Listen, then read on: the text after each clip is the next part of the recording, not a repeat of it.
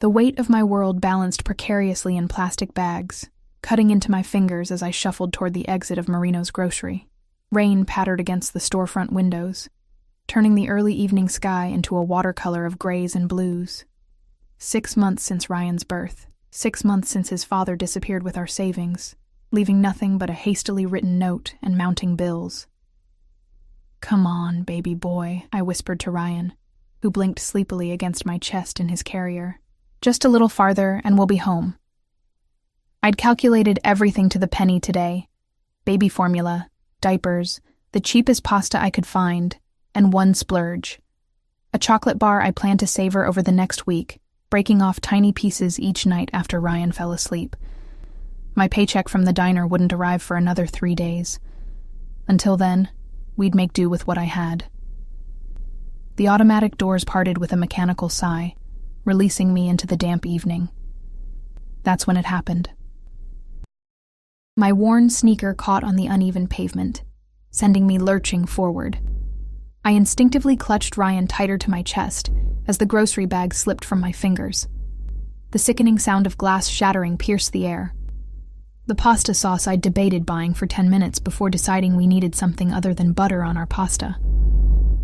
"No, no, no," I gasped, watching helplessly as apples rolled across the wet pavement, milk pooled around my feet, and diapers scattered like fallen soldiers. Tears welled in my eyes as Ryan began to wail, startled by my sudden movement and the noise. That's when I noticed the car, a sleek black Bentley idling by the curb, its engine purring like a predator. Through the rain, I could make out the silhouette of a man standing beside it watching me. Something about his stillness, the way he observed without moving, sent a shiver down my spine that had nothing to do with the rain soaking through my thin jacket. "It's okay," I murmured to Ryan, rocking him gently as I knelt to salvage what I could. "We're okay." But we weren't. That pasta sauce represented 2 days of meals. The diapers were now soaking up puddle water. "Leave it." The voice slid through the air like smoke, deep and commanding. I froze, my fingers inches from a bruised apple. Slowly, I looked up. He stood over me, sheltered by a large black umbrella held by another man, tall, broad-shouldered, with a scar running along his jawline. But it was not this guard that captured my attention. It was the man before me, rain beaded on his immaculate charcoal suit, each droplet catching light from the store's fluorescent signs. His face seemed carved from stone. Sharp cheekbones, a strong jaw shadowed with precisely maintained stubble, and eyes so intensely blue they seemed to glow in the dim evening light. Young, perhaps early 30s, but with an air of authority that made him seem ageless. I said, "Leave it." He extended a hand toward me, not to help me up, but as a command to stay where I was. I found myself obeying without question as he turned to the guard. "Vito, take care of this." The man called Vito moved with surprising efficiency, snapping his fingers at 2 other men I hadn't noticed before, who emerged from the Bentley. They began collecting my scattered groceries, as the stranger knelt before me, his umbrella now sheltering both of us from the rain. "Are you hurt?" His voice was softer now, but no less commanding. "No," I stammered, clutching Ryan closer. "We're fine." "You don't have to. The child." His eyes, cold as winter, flicked to Ryan, whose cries had subsided to whimpers. "He's okay. Just startled." I tried to stand, but found myself pinned by his gaze. "Your name?" It wasn't a question. It was a demand. "Lily," I whispered. "Lily Winters." Something flickered in his eyes, recognition perhaps, but that was impossible. A man like him would never know someone like me. "And the child?" "Ryan. My son." I added the last part defensively, though I wasn't sure why. He nodded once, then straightened to his full height. "Vito, make sure Ms. Winters gets fresh groceries. Everything she needs." "Wait," I protested, struggling to my feet. "I can't accept—" "You can and you will." His tone left no room for argument. "Vito will help you select what you need, and Sergio will drive you home afterward." "But I don't even know who you are," I said, finding a sliver of courage from somewhere. His lips curved into something too controlled to be a smile, but too warm to be a smirk. "Dante Ricci." He said it like I should recognize the name. And some part of me did, whispers at the diner where I worked, conversations that stopped when I approached tables of certain well-dressed men. "Thank you, Mr. Ricci, but I can't." "Can't what?" His voice hardened. "Can't feed your child properly? Can't accept help when you clearly need it?" His eyes narrowed. "Or is there someone at home who would disapprove? The father, perhaps?" The question sliced through me. "There's no one," I admitted, hating how pathetic I sounded. "Ryan's father left before he was born." Something darkened in Dante's expression, a shadow passing over already dangerous waters. "I see." He checked his watch. Platinum, I guessed, catching the light as he moved. "Vito will take care of everything. I have matters to attend to." Before I could protest again, he turned and walked back to the Bentley, moving with the fluid grace of a man accustomed to being obeyed. The driver opened the door, and just before he slipped inside, Dante looked back at me. "Until we meet again, Lily Winters." It wasn't a question of if, but when. The certainty in his voice should have frightened me. Instead, I felt something else, a dangerous spark of curiosity, of wonder. Who was this man who commanded such respect, who stopped to help a struggling mother in the rain? True to Dante's word, Vito escorted me back into the store. The manager, who had barely looked at me during my careful budget shopping earlier, now practically tripped over himself to assist us. "Anything Ms. Winters wants," Vito instructed, his voice gravelly and accented. "Mr. Ricci's orders." I found myself in a daze, pushing a cart through aisles I had avoided earlier. Vito watched silently as I hesitated over organic baby food. "Take it," he said, "and more. The good formula, too. I can't possibly repay. Mr. Ricci doesn't expect repayment." Something in Vito's tone suggested this was unusual, that Dante Ricci was not a man who gave without expecting something in return. By the time we finished, my cart contained more food than I had bought in the past month: fresh vegetables, quality meats, snacks I hadn't allowed myself since becoming a mother, and enough baby supplies to last weeks. I felt simultaneous waves of gratitude and shame. Sergio, the driver, loaded the groceries into the Bentley's trunk, while Vito helped secure Ryan's carrier in the back seat. I sat beside my son, feeling utterly out of place in the luxury vehicle, surrounded by leather that probably cost more than my monthly rent. "Address?" Sergio asked, meeting my eyes in the rearview mirror. I hesitated before giving him my apartment building's location in the east side of the city, the kind of place where rent was cheap for a reason. Neither man reacted, but I saw Sergio and Vito exchange a glance. We drove in silence for several minutes before Vito spoke. "You work at Stella's Diner on Jefferson." It wasn't a question. A chill ran down my spine. "How did you know that?" Vito didn't answer. Instead, he said, "Mr. Ricci owns many businesses in this city. He notices things." The implication that Dante Ricci had noticed me before tonight seemed impossible. I was nobody. A single mother working double shifts, invisible to most of the world, especially to men like him. When we reached my apartment building, Sergio parked in a no-parking zone without concern. Both men insisted on carrying the groceries up 4 flights of stairs to my apartment. I fumbled with my keys, acutely aware of the peeling paint on my door, the flickering hallway light, and the distant sounds of arguments and blaring televisions from neighboring units. My tiny one-bedroom apartment felt even smaller with Vito and Sergio inside. They placed the bags on my kitchen counter and floor while I set Ryan's carrier down. "Mr. Ricci would like to ensure you have everything you need," Vito said, looking around my apartment with an unreadable expression. "Is there anything else?" The question hung in the air, loaded with implications I couldn't fully understand. "No," I said firmly.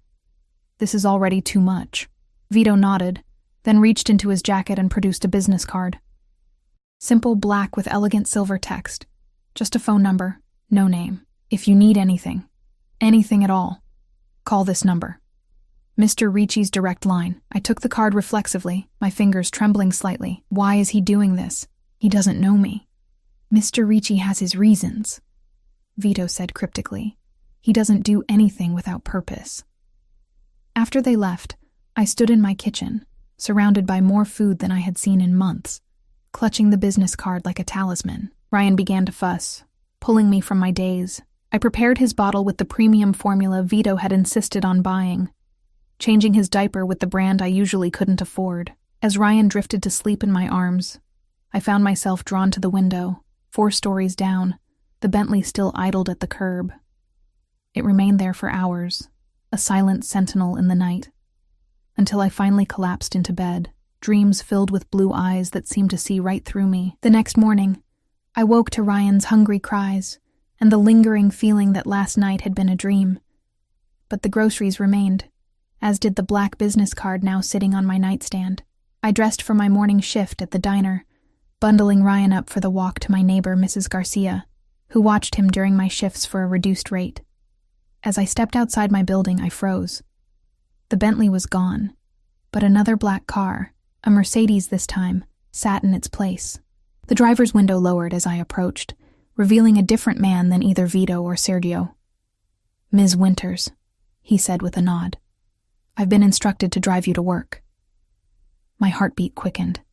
"By Mr. Ricci?" The driver simply nodded. I hesitated, clutching Ryan closer. "I need to drop my son with my neighbor first." "Of course." The driver didn't seem surprised. Nothing about this situation seemed to surprise these men who worked for Dante Ricci. After leaving Ryan with Mrs. Garcia, who raised her eyebrows at the luxury car waiting outside but asked no questions, I allowed myself to be driven to Stella's diner. The drive that usually took me 20 minutes by bus was completed in 7.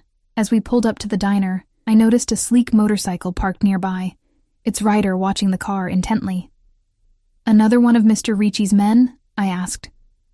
The driver's expression didn't change. "Mr. Ricci wants to ensure your safety, Ms. Winters." "Why?" I asked, frustration finally breaking through my shock and gratitude. "Why me?" The driver met my eyes in the rearview mirror. "That's a question only Mr. Ricci can answer." I stepped out of the Mercedes, feeling the weight of unseen eyes following me as I pushed through the diner's doors. The familiar smell of coffee and grease greeted me, along with raised eyebrows from Stella herself, who stood behind the counter refilling salt shakers. "Fancy ride, Lily," she commented, her weathered face a map of curiosity. "Secret admirer?" "Just someone being kind," I mumbled, hurrying to the back to don my pale blue uniform. As I tied my apron, my fingers brushed against the hard edge of Dante Ricci's business card, which I'd transferred to my pocket. I hadn't been able to leave it behind. The morning shift passed in a blur of coffee refills and breakfast orders. Every time the bell above the door chimed, I found myself looking up, half expecting to see Dante's imposing figure. He never appeared, but the black Mercedes remained parked across the street, its driver occasionally stepping out to smoke before returning to his vigilant position. During my break, I slipped into the kitchen where my coworker, Mia, was plating an order of pancakes. "What's with the car service?" she asked, nodding toward the window. "And don't say nothing." Half the staff is talking about it." I hesitated. "I met someone last night. He helped me when I dropped my groceries." Mia's eyes widened. "And now he's sending cars for you? Must be some rich guy." Her expression darkened. "Be careful, Lily.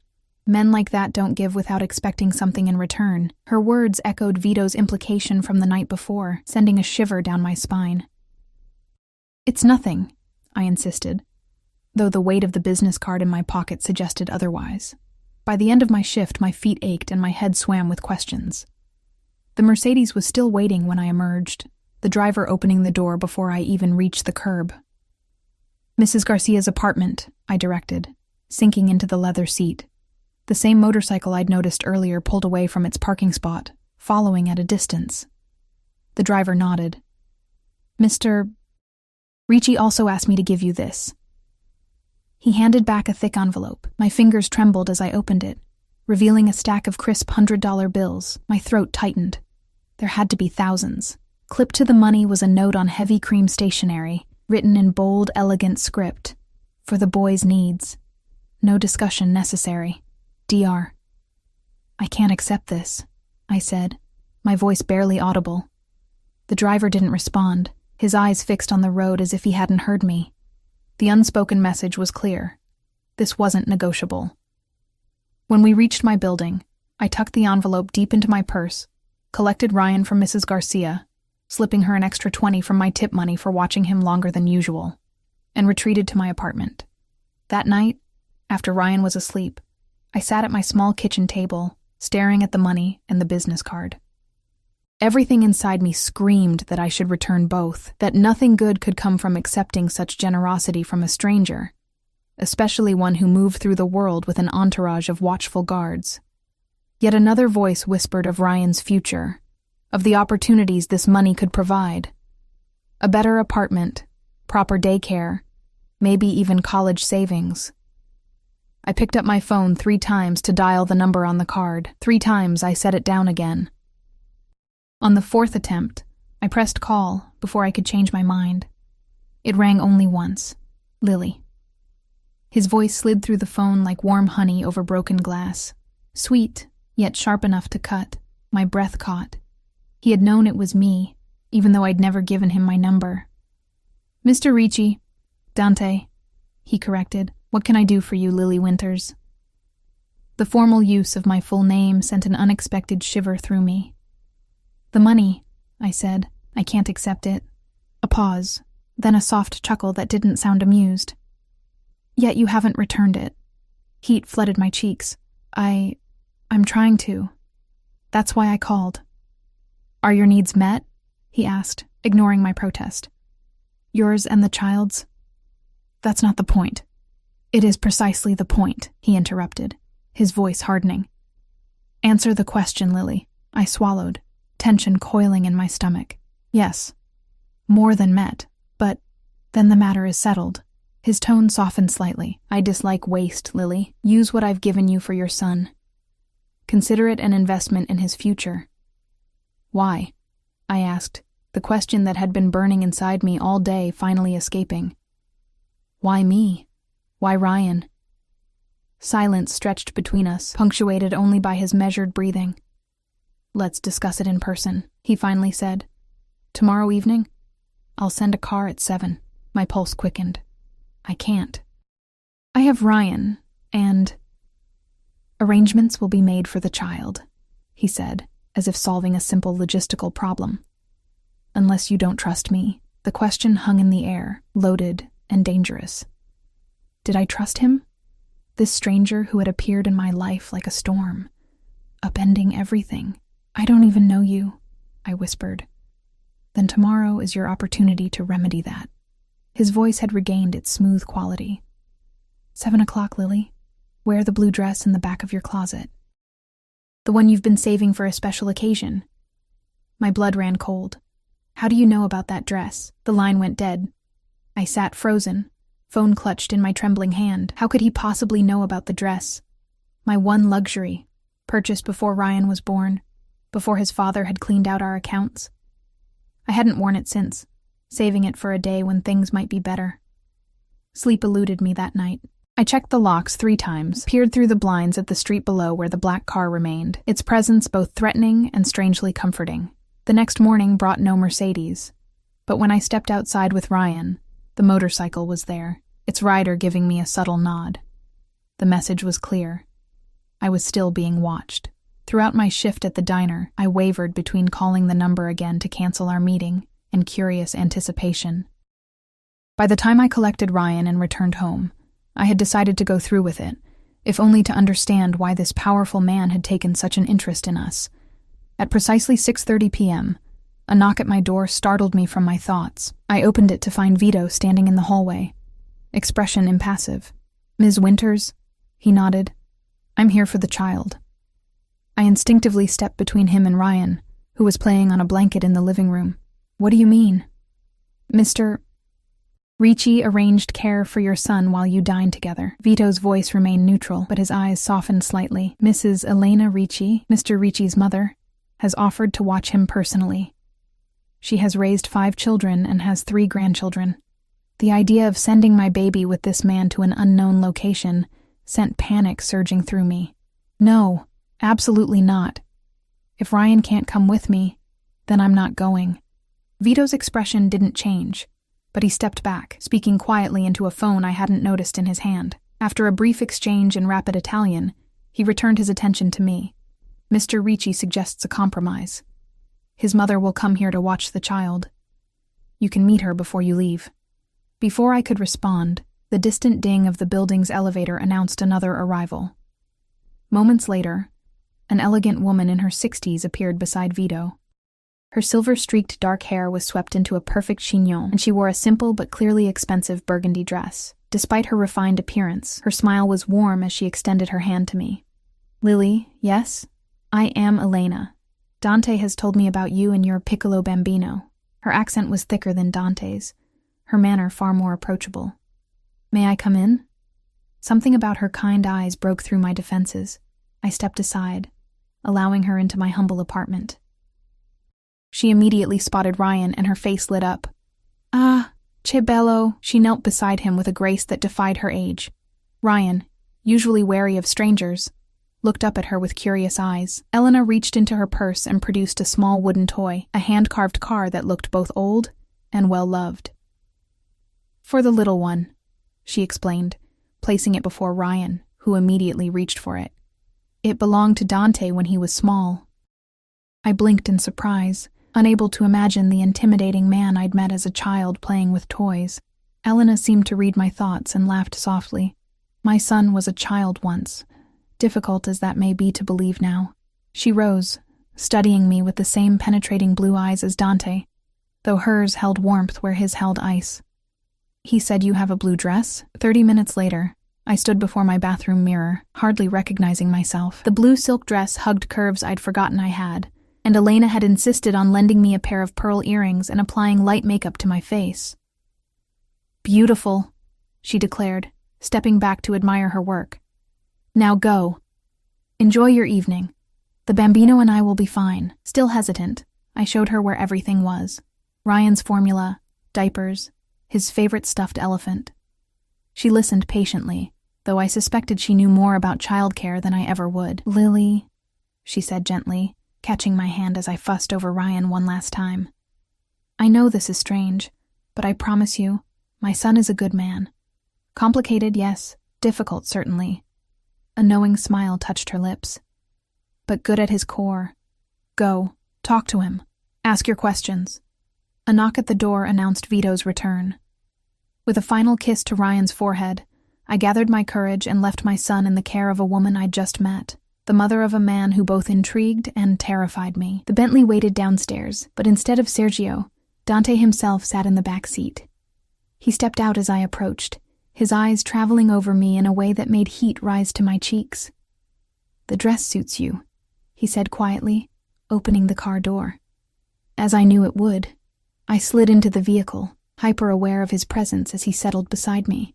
He wore another impeccable suit, this one a deep navy that made his eyes appear even more intensely blue. The scent of his cologne, something woody and expensive, filled the small space between us. "Where are we going?" I asked as the car pulled away from the curb. "Somewhere private," he replied, his gaze fixed on my face, "where we can talk without interruption." The city lights blurred past the window as we left my neighborhood behind, traveling into districts I rarely visited, areas where penthouses overlooked the river and restaurants didn't display prices on their menus.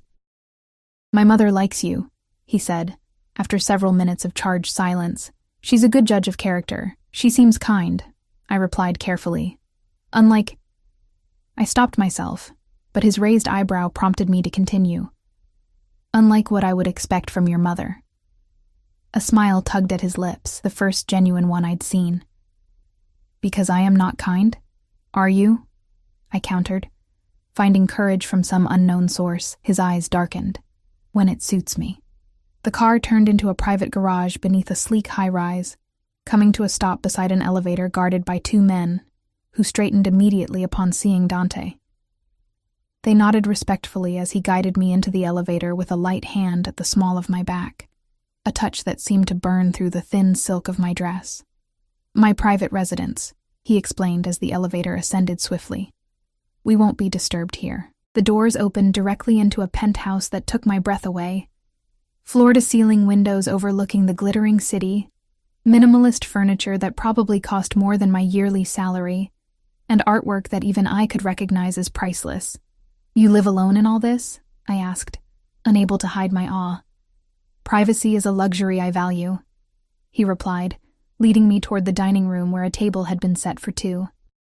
Crystal glasses caught the light from a modern chandelier overhead, and the delicate aroma of something delicious wafted from covered dishes. He pulled out my chair, his fingers brushing against my bare shoulders as I sat. The casual touch sent electricity racing down my spine. As he took his seat across from me, his eyes never leaving mine, I realized I was in the lion's den. And the lion was watching me with unnerving intensity. "Now, Lily Winters," he said, pouring deep red wine into my glass, "I believe you had questions for me." The wine caught the light like liquid rubies as I wrapped my fingers around the delicate stem of the glass. Why me? The question that had haunted me since our first meeting finally escaped my lips. Why go to all this trouble for a stranger who dropped her groceries? Dante's gaze was steady, unreadable as he studied me across the table. "You weren't a stranger to me, Lily." A chill ran through me despite the warmth of the penthouse. What does that mean? He lifted the covers from our plates, revealing perfectly seared scallops arranged like works of art. "Eat," he said, avoiding my question. "Then we'll talk." Something in his tone, not quite a command but certainly not a request, made me comply. The food was exquisite, flavors I couldn't even identify melting on my tongue. I ate in small, careful bites, conscious of his eyes on me, tracking every movement. "You work too hard," he said suddenly. "Double shifts at the diner, taking care of the boy alone, living in that neighborhood." I set down my fork, unease crawling up my spine.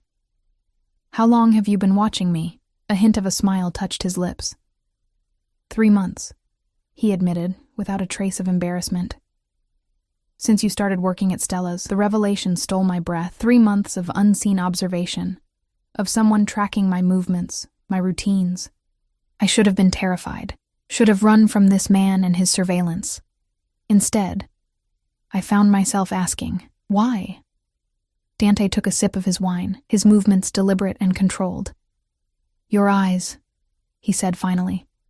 "The first time I saw you, serving coffee with your son strapped to your chest, you looked exhausted, beaten down. But your eyes..."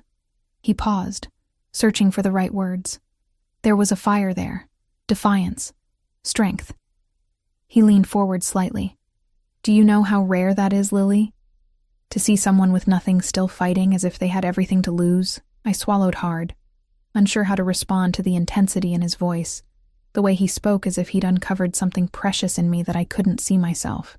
"Still doesn't explain why you'd help me," I countered, trying to maintain some semblance of rational thought. "Rich men see struggling single mothers every day. They don't usually send cars or $1,000 grocery deliveries." A shadow crossed his face. "No, they don't." He set down his glass with precision. "My father was not a good man, Lily. Powerful, yes. Respected, certainly. But not good." The abrupt change of subject disoriented me. "What does your father have to do with this?" "My mother was 17 when she met him. A waitress in his favorite restaurant." Dante's eyes had turned distant, focused on something I couldn't see. He pursued her relentlessly. "When she became pregnant with me, he married her, but kept her like a bird in a gilded cage. She had every luxury but freedom." Understanding began to dawn. "You think I'm like your mother?" His attention snapped back to me, sharp and focused. "No. You're stronger than she was." She never fought back. Before I could process his words, he stood and walked to a sideboard, returning with a manila folder that he placed between us on the table. "Open it," he instructed, refilling my wine glass. With trembling fingers, I lifted the cover. Inside were photographs and documents, bank statements, a lease agreement, medical records. My throat closed as I recognized the name on them. Jason Miller, Ryan's father. "How did you get these?" I whispered, leafing through evidence of the life Jason had built after abandoning us. A new apartment in another city, a job at a financial firm, even a dating profile where he described himself as single with no baggage. "I have resources," Dante replied simply. "When I saw you that first day at the diner, I became curious. So I looked into your situation, found the boy's father." Anger flared in my chest, not at Dante, but at Jason, smiling in these photos as if he hadn't left his pregnant girlfriend destitute. Why show me this? To hurt me? To explain, Dante corrected. The man who abandoned you and your son works for Castellano Financial Group, a company owned, through several shells, by my family. The implication hit me like a physical blow. You're his boss? Indirectly? Dante's expression hardened. A man who betrays his family, who leaves his child. He stopped, composing himself. Such a man has no honor, no integrity. He cannot be trusted in business either. A cold realization washed over me. What did you do to him? Nothing he didn't deserve, Dante said, his voice suddenly gentle. But nothing you need to concern yourself with. He won't be troubling you again, but he will be providing for his son, as he should have from the beginning. I stared at the folder, emotions warring inside me. Relief that Ryan would have support, confusion about Dante's involvement, fear of what nothing he didn't deserve might mean in the vocabulary of a man like Dante Ricci. I don't understand, I admitted.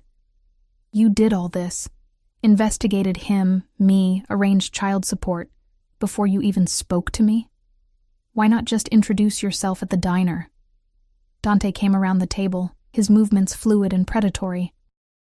He took the seat beside me rather than across, close enough that I could feel the heat radiating from his body. Would you have accepted my help if I'd simply approached you? Or would you have seen a wealthy man offering assistance and assumed the worst about his intentions? I couldn't deny it.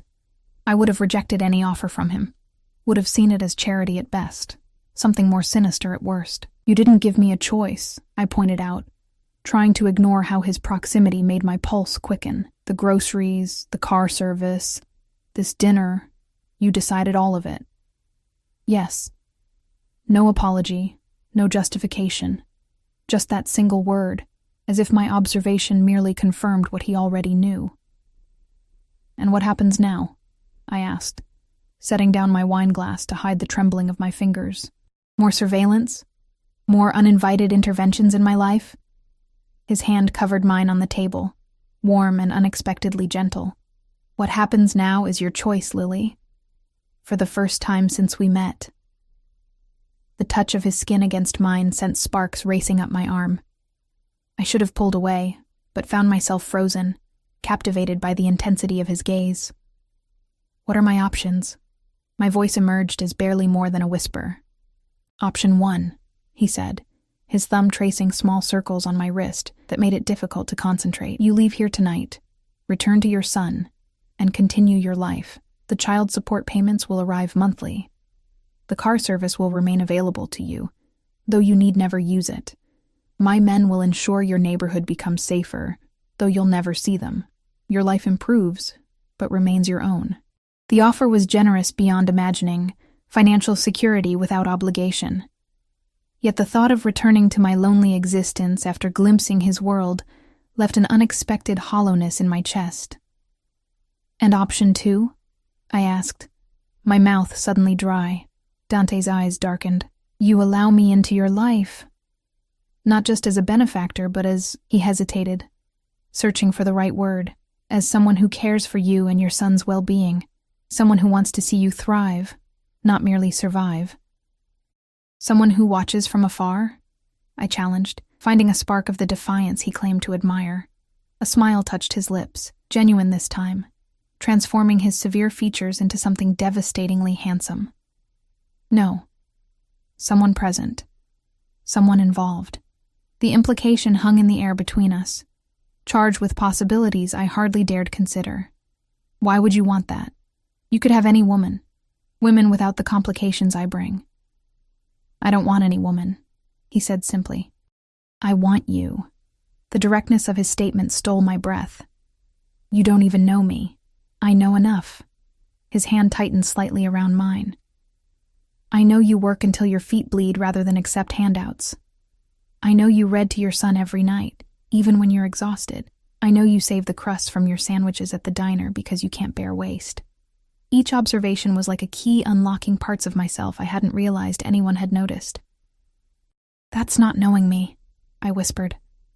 That's watching me. Then let me know you, Lily Winters.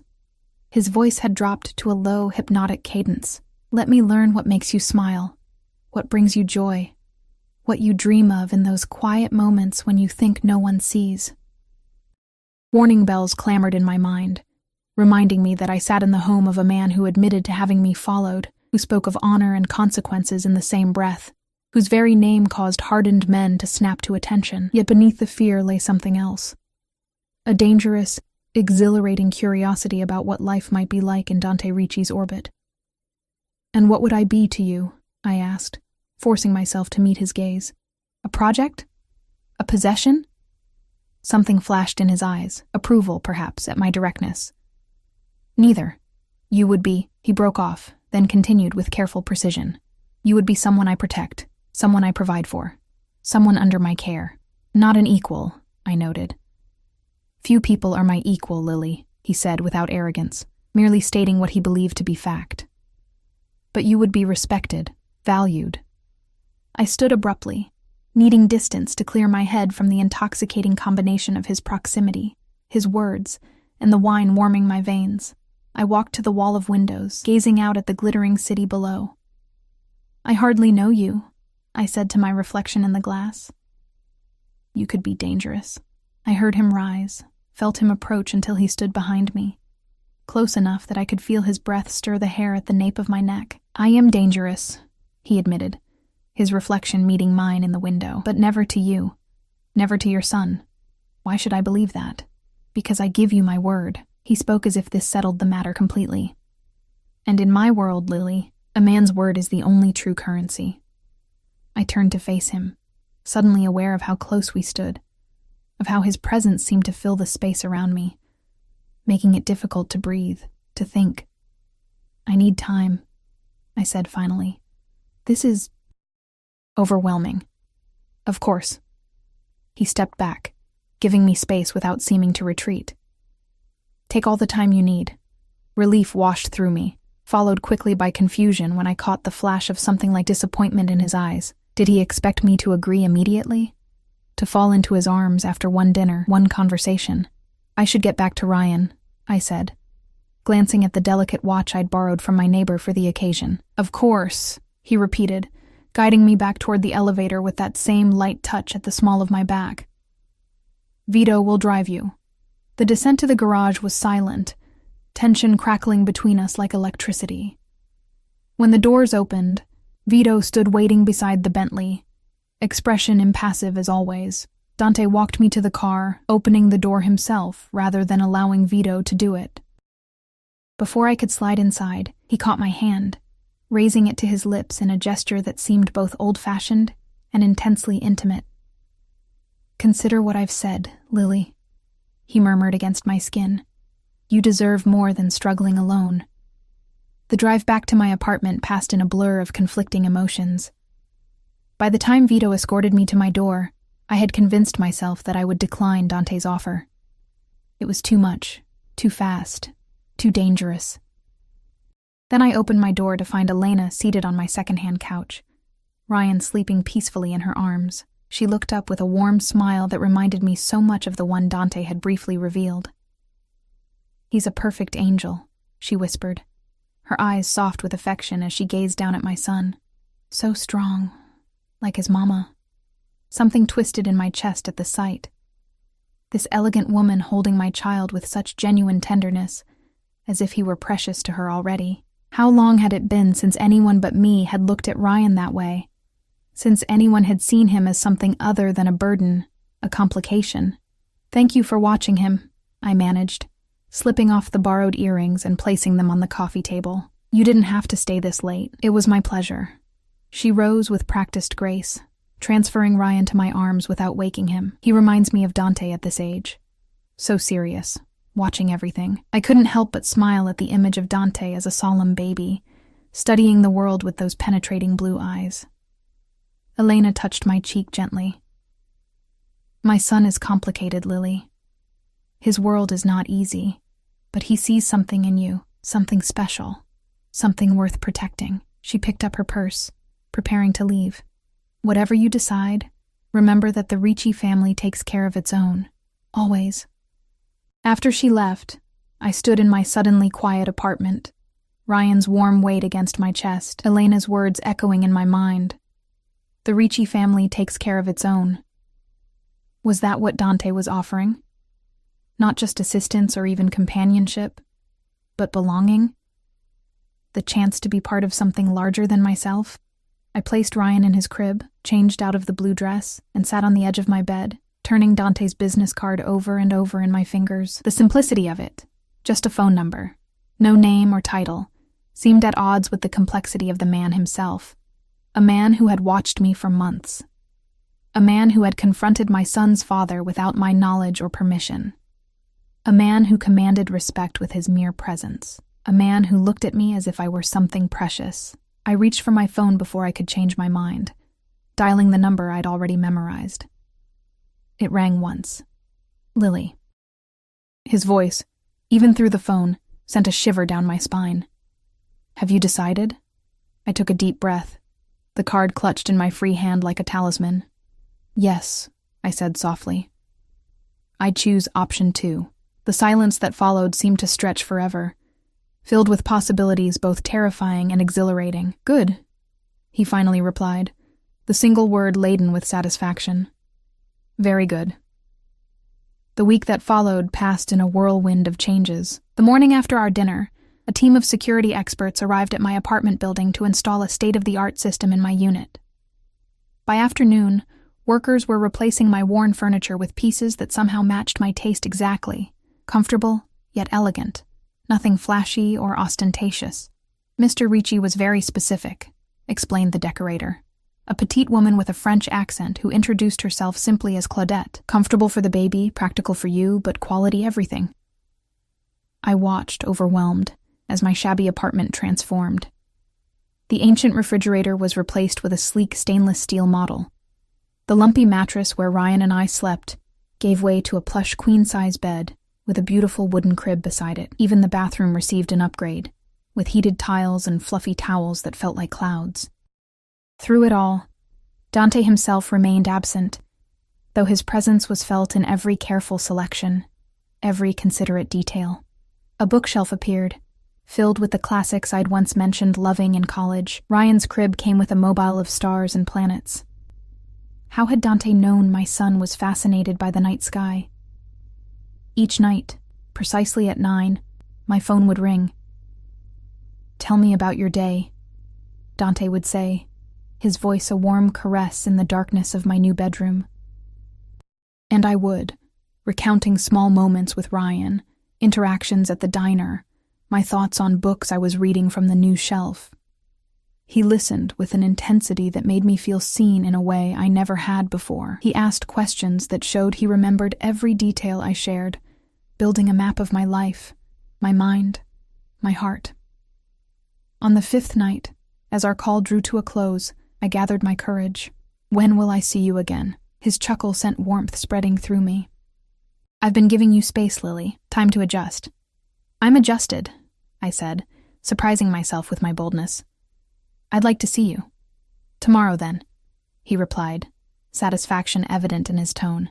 I'll come for you after your shift. There's someone I want you to meet. Curiosity burned in me. Who? My family, he said simply. Sunday dinner is a tradition. My mother has been asking when she'll see you and Ryan again. Fear and excitement tangled in my chest. Meeting his family meant stepping further into his world, a world I still understood so little about. Will I fit in? I asked, hating the vulnerability in my voice. You'll be perfect, he assured me. Just be yourself.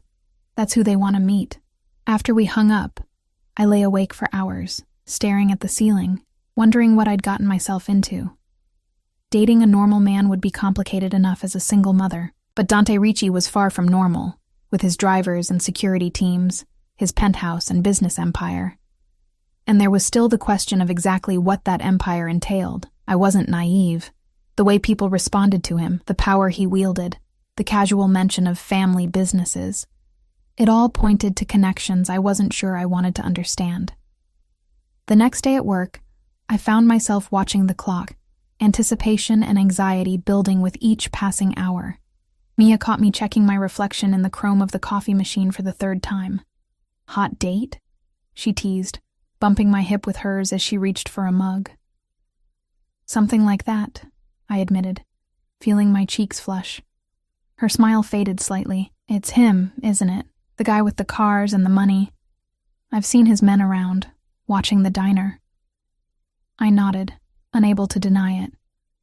Mia leaned closer, lowering her voice. "Lily, I've heard things. About the Ricci family." A chill ran through me despite the heat of the kitchen. "What things?"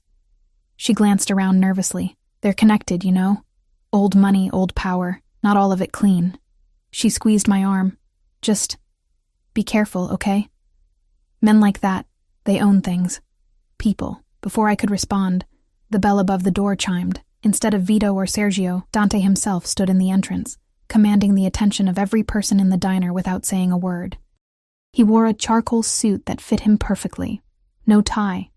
The top buttons of his crisp white shirt undone just enough to hint at the strong column of his throat. My heart stuttered in my chest as his eyes found mine instantly, as if drawn by some magnetic force. The hint of a smile touched his lips. A private gesture meant only for me. "Your guy's here," Mia whispered, giving me a gentle push. "Go. But remember what I said." I untied my apron with trembling fingers, suddenly conscious of my worn uniform, the coffee stain on my sleeve, my hair pulled back in a simple ponytail. Dante didn't seem to notice any of it as I approached. His gaze remained fixed on my face, intense and appreciative. "Lily," he said, my name on his lips sounding like something precious. "Ready to go?"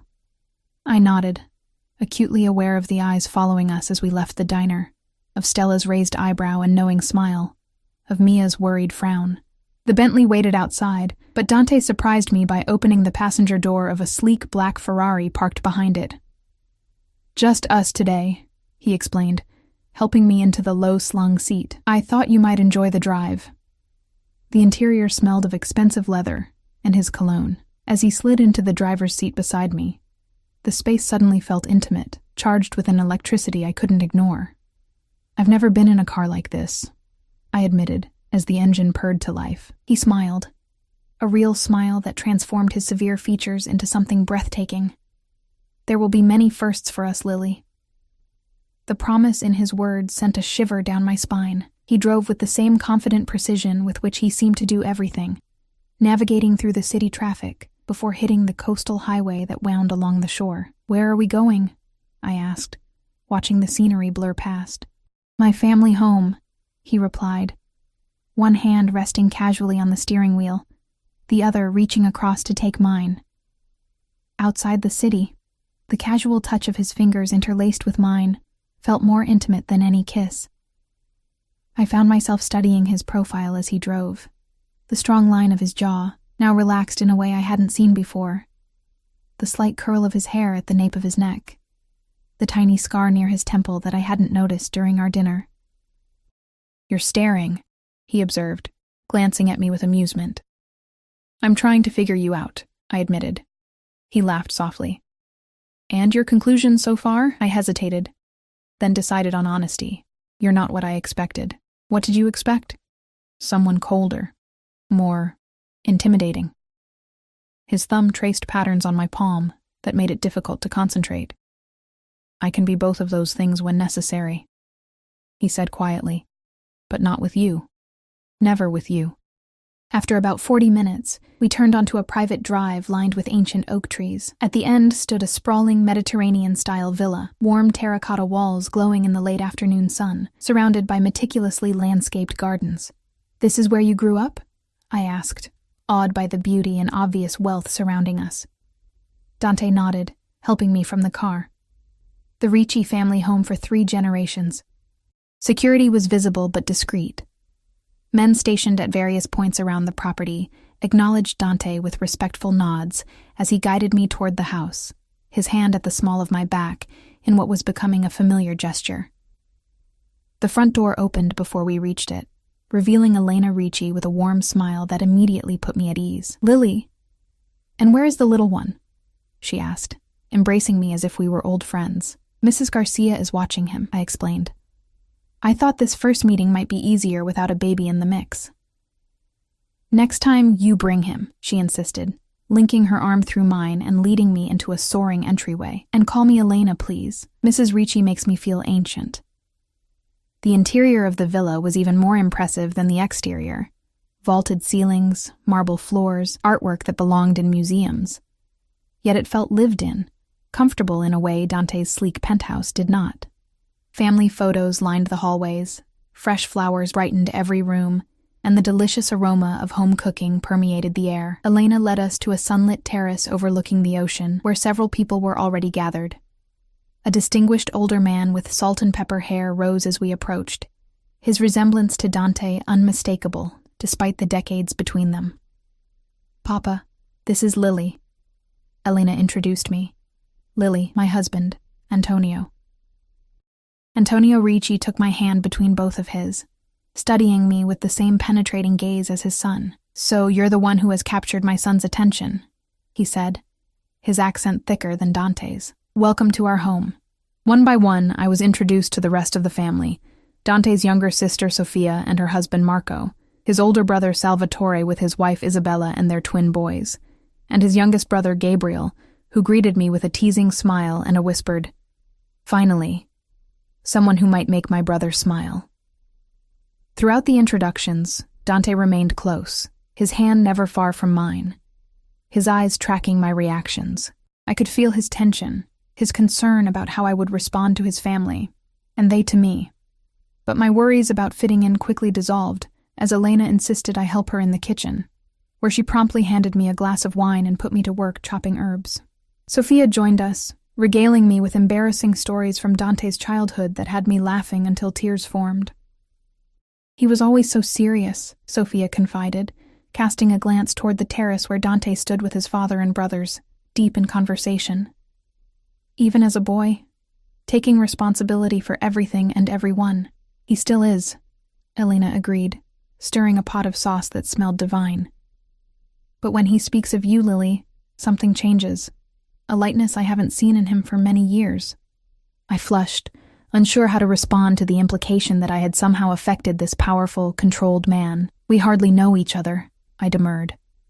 Sometimes time is irrelevant, Elena said with the certainty of someone who had lived enough to know. When it's right, it's right. Dinner was served at a long table beneath a pergola draped with fairy lights, the ocean providing a spectacular backdrop. Course after course of traditional Italian cuisine appeared, each more delicious than the last. Wine flowed freely, conversation moved seamlessly between English and Italian, and laughter echoed under the stars. I found myself seated between Dante and his father, Antonio asking thoughtful questions about my life, my interests, my hopes for Ryan's future. There was no judgment in his inquiries, only genuine curiosity, and increasingly approval. You've had a difficult path, he observed as dessert was served. Yet you've maintained your strength, your dignity. These are qualities the Ricci family admires. Beside me, Dante's hand found mine under the table, squeezing gently. The simple gesture conveyed volumes, pride, reassurance, possession. As the evening progressed, the family gradually dispersed. The twins fell asleep on a nearby sofa, Salvatore and Isabella excusing themselves to take them home, Gabriele departing for what Sofia teasingly called his nightlife, Marco and Sofia lingering over digestives with Antonio, while Elena insisted on sending leftovers home with us. Eventually, Dante and I found ourselves alone on a lower terrace, the sound of waves crashing against the cliffs below us, the moon casting silver light across the water. He stood behind me, arms wrapped around my waist, my back against his chest. "They love you," he murmured against my hair, "especially my mother." I leaned into his embrace, feeling safer than I had in years. "They're wonderful." Nothing like what I expected. "What did you expect?" he asked, echoing our earlier conversation in the car. I hesitated, then decided on honesty again. Something more intimidating, less warm. His quiet chuckle rumbled against my back. "We're Italian, Lily. Family is everything to us." The word hung in the air between us, loaded with implication. Family. Was that what he was offering? A place for Ryan and me in this close-knit clan of Ricci's? "Dante," I began, turning in his arms to face him. "What exactly is your business? Your family's business?" His expression remained open, but I sensed him choosing his words carefully. We have interests in many sectors: real estate, import-export, financial services, private security. Legitimate businesses? I pressed, remembering Mia's warnings, the whispers at the diner. His eyes held mine, unwavering. Would it matter if they weren't? If I told you there were aspects of my world that operated in gray areas? I swallowed hard, recognizing the crossroads before me. This was my chance to walk away, to return to my struggling but uncomplicated life, yet standing here in his arms, with the memory of his family's warmth still fresh. I couldn't bring myself to retreat. It would matter, I admitted softly, but it wouldn't change how I feel. Something shifted in his expression. A tension I hadn't realized he was carrying melted away. His hand came up to cup my cheek, thumb brushing across my lower lip in a touch so gentle it made my heart ache. My family has power in this city, he said carefully. Power built over generations, not all of it through means society would approve of. I won't lie to you about that. I nodded, appreciating his honesty even as it confirmed my suspicions. And now? The businesses you run? Legitimate, he assured me. My father began the transition years ago. I've completed it. The Ricci Empire now operates within the law, though we still maintain certain connections from the old days. The men who watch over me, the way people react when they hear your name. A hint of a smile touched his lips. Reputation has value, Lily. I don't flaunt our history, but I don't deny the advantages it provides. I thought of the security men stationed around his family home, the way the restaurant manager had scrambled to please Vito when he mentioned Dante's name, the swift removal of Jason from my life. And what happens to people who cross you? I asked, needing to know, though part of me feared the answer. His expression darkened. Justice happens, not always through courts or police, but justice nonetheless. Ryan's father is alive and well, Dante interrupted, understanding my concern, working at a much less prestigious job in another state, with court-ordered payments deducted directly from his salary. He faced consequences for his actions, but nothing permanent. Relief washed through me. Whatever else Dante might be, he wasn't the monster my imagination had conjured, or at least, not with those who hadn't truly harmed his family. What about me? I asked, my voice barely above a whisper. What happens if I cross you? Pain flashed in his eyes. You could never cross me, Lily, and I would never harm you. Not for any reason. Not for any price. His hands framed my face with exquisite tenderness. You and Ryan are under my protection now. That means something different in my world than it might in yours. What does it mean? It means you're mine to care for. Mine to protect. Mine to... He hesitated, then continued with a fierce intensity that stole my breath. Mine to love, if you'll allow it. The word hung between us, unexpected and powerful. Love. Could this intense, dangerous man truly love someone like me, a struggling single mother he barely knew? And more importantly, could I love him back, knowing what I now knew about his world? As if reading my thoughts, he continued softly, I don't expect you to love me yet, Lily. I know this has been fast, overwhelming perhaps, but I want the chance to earn your trust. Your affection. Eventually your heart.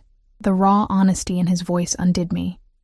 Without stopping to think, I rose on tiptoes and pressed my lips to his. For a heartbeat, he remained still, as if shocked by my boldness. Then his arms wrapped around me, pulling me against him as he deepened the kiss with a hunger that matched my own. His lips were firm, yet gentle. His hands splayed across my back, holding me as if I might vanish if he let go. When we finally broke apart, both breathing heavily, his eyes had darkened to midnight blue, burning with an intensity that sent heat pooling low in my belly. Lily, he whispered, my name a prayer on his lips. Be sure. Be very sure this is what you want. Because once you're truly mine, I won't let you go. The possessiveness in his words should have frightened me. Instead, it ignited something primal within me, a longing to be claimed, to belong to someone who would fight for me, protect me, treasure me. I'm sure, I whispered back, and saw something wild and beautiful break free in his expression. This time when he kissed me, All gentleness was gone, replaced by passionate need, his hands tangled in my hair, angling my head to deepen the kiss further. I clutched at his shoulders, lost in the sensation of being completely enveloped by him, his scent, his taste, his strength surrounding me. A discreet cough from the doorway broke the spell. We turned to see Vito standing there, expression carefully neutral. "Sir, the car is ready whenever you and Ms. Winters wish to depart." Dante nodded, keeping one arm firmly around my waist. "We'll leave shortly, Vito. Thank you." After Vito disappeared, Dante pressed his forehead against mine, our breathing gradually slowing. "I should take you home," he said, though his tone suggested it was the last thing he wanted. "You need to get back to Ryan." The mention of my son brought reality crashing back. "Yes," I agreed reluctantly. "Mrs. Garcia can't stay too late." As we walked back through the house to say our goodbyes, Elena caught me in a warm embrace. "You'll come again," she said. Not a question, but a statement of fact. "And bring the little one next time. Sunday lunches are family tradition, family." The word resonated through me as we drove back toward the city, Dante's hand resting on mine. Was I really considering bringing Ryan into this world? Allowing him to grow up surrounded by the complicated legacy of the Ricci name? "You're thinking too hard," Dante observed, glancing at me as we approached the city limits. "Just processing," I admitted. "This is a lot to take in." He squeezed my hand gently. "One day at a time, Lily. We have all the time in the world." When we reached my apartment building, he insisted on coming upstairs with me. Mrs. Garcia, a knowing smile on her face, accepted his generous payment for the extra hours without comment, merely whispering to me, "He's handsome, your new friend, and he looks at you like you hung the moon." After she left, Dante moved through my upgraded apartment with the satisfaction of someone inspecting his work. "Better," he murmured, noting the new security panel by the door, the comfortable furniture, the stocked refrigerator. "But not good enough. Not for you and Ryan." I checked on my sleeping son, my heart melting at the sight of him clutching the wooden car Elena had given him. When I returned to the living room, I found Dante studying the few photos I had displayed, mostly of Ryan, one of my parents who had died in a car accident during my senior year of college, leaving me alone in the world. "He looks like you," Dante said softly, tracing Ryan's face in one of the pictures. "Your eyes, your determination. Everyone says he looks like his father," I replied, surprised. Dante shook his head. "No.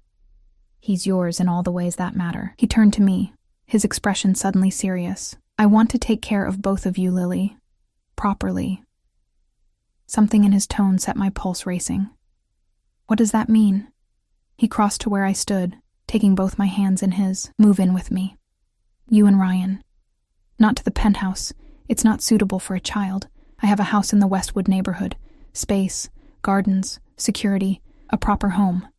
The offer stole my breath. "Dante, we've known each other for what? A week? That's too fast." "Is it?" he challenged gently. "When something is right, why wait? You said yourself that you're sure about us. About being together, yes," I clarified. "Not about moving in immediately. What would people think?" A slight frown creased his brow. "Does that matter to you?" "What others think." I thought about it honestly.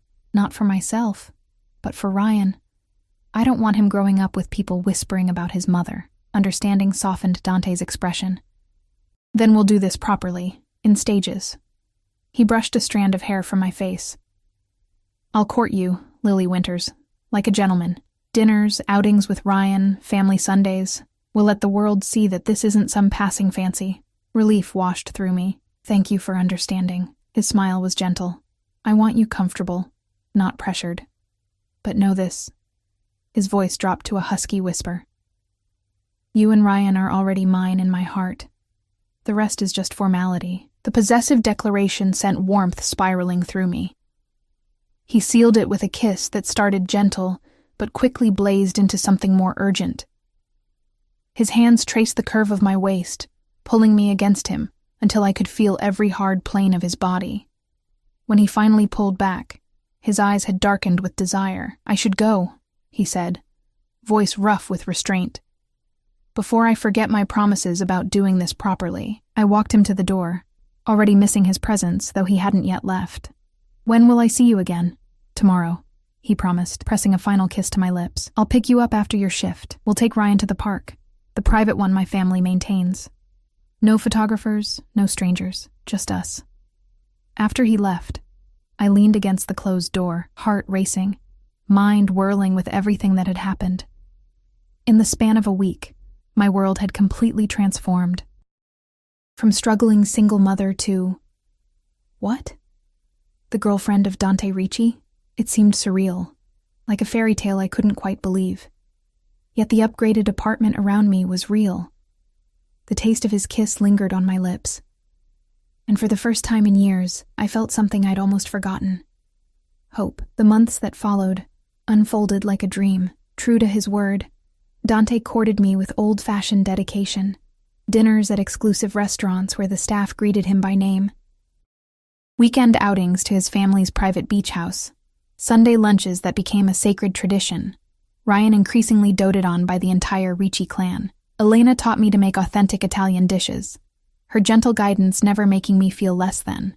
Sophia became the sister I'd never had, taking me shopping at boutiques I'd previously only walked past, insisting that I needed a wardrobe worthy of a Ricci woman. Throughout it all, Dante remained attentive, passionate, and unfailingly patient. When I decided to quit the diner to focus on finishing the nursing degree I'd abandoned when I became pregnant, he supported me without question, arranging for top tutors and a flexible schedule that allowed me to study while still being present for Ryan. Gradually, I gained insight into Dante's world. I learned that while his businesses were legitimate, his power extended far beyond normal corporate influence. City officials sought his approval for major projects. Police chiefs dined at his table. Even the mayor called him for advice during crises. "It's complicated," he explained one night as we sat on the terrace of his Westwood house, the home he still hoped we would share. "My grandfather built his empire through fear. My father maintained it through strategic alliances. I'm transforming it through legitimate power and influence. And the old ways?" I asked cautiously. "The connections your father mentioned?" Dante's expression remained calm. "Some traditions have value, Lily. Protection, loyalty, justice. The methods change, but the principles remain. I came to understand that the Ricci Empire operated on a code of honor that transcended conventional morality. Dante protected those under his care with fierce dedication. He rewarded loyalty generously, and those who betrayed his trust faced consequences, though I never witnessed the darker aspects of that justice firsthand. As summer turned to fall, then winter, our lives became increasingly intertwined. Ryan, now approaching his first birthday, lit up whenever Dante entered the room, reaching for him with complete trust. I watched in wonder as this powerful, dangerous man would soften completely in the presence of my son, getting down on the floor to build block towers, reading the same storybooks over and over with infinite patience. On Christmas Eve, 6 months after our first meeting at the grocery store, Dante invited my neighbor Mrs. Garcia to watch Ryan at his Westwood home while he took me for a drive. "Where are we going?" I asked as he guided the Ferrari along the coastal highway, the same route we'd taken to his family home that first Sunday. "You'll see," he replied with an enigmatic smile. Instead of turning toward the Ricci villa, he continued along a private road that wound up into the hills overlooking the ocean. At the crest sat a spectacular Mediterranean-style home, warm lights glowing from every window, the gardens tastefully decorated with subtle holiday lights. "Whose house is this?" I asked as he parked in the circular driveway. "Ours," he said simply. "If you want it to be." My heart skipped a beat as he led me through the front door into a soaring entryway, decorated with a magnificent Christmas tree. The home was fully furnished in a style that somehow perfectly blended his tastes with mine, elegant but comfortable, luxurious yet practical for a young child. Room after room revealed thoughtful details, a state-of-the-art kitchen since I'd discovered a love of cooking under Elena's tutelage, a nursery for Ryan painted with a mural of the night sky he loved, a home office where I could study, a master suite with views of the ocean that took my breath away. In the center of the master bedroom, Dante turned to me, his expression more vulnerable than I'd ever seen it. "I promise to court you properly, Lily. To give you time. To let the world see that what we have is real. He took my hands in his. 6 months have passed, 6 months of falling more deeply in love with you and Ryan every day. My heart thundered in my chest as he lowered himself to one knee, producing a velvet box from his pocket. I know what I am, he said softly. I know the complications my name brings. But I also know that I love you with everything I am. You've brought light back into my life. He opened the box to reveal a stunning emerald-cut diamond. Lily Winters, will you marry me? Will you and Ryan become Ricci's in name as well as in my heart? Tears blurred my vision as I gazed down at this powerful man kneeling before me, offering me not just a ring but a future, a family, a place to belong. Yes, I whispered, my voice breaking with emotion. Yes, Dante. As he slid the ring onto my finger, then rose to capture my lips in a kiss that promised forever, I knew that my life had changed irrevocably that rainy evening at Marino's grocery. What had seemed like the worst moment, dropping my precious groceries, exposing my vulnerability to the world, had actually been the beginning of something beautiful. 6 months ago, I had been a struggling single mother, invisible to most of the world. Now, I was the future Mrs. Ricci, loved fiercely by a man who commanded respect throughout the city, embraced by a family who had welcomed me and my son without hesitation. We'll live here? I asked when we finally broke apart, my hand caressing his cheek. If you like it, he confirmed. Though the penthouse and the family villa are always available to us. I looked around at the beautiful home he had created for us, for our family. It's perfect. Later that night, after returning to the Westwood house where Ryan slept peacefully, unaware of how his world had just changed, Dante and I stood on the balcony, champagne in hand.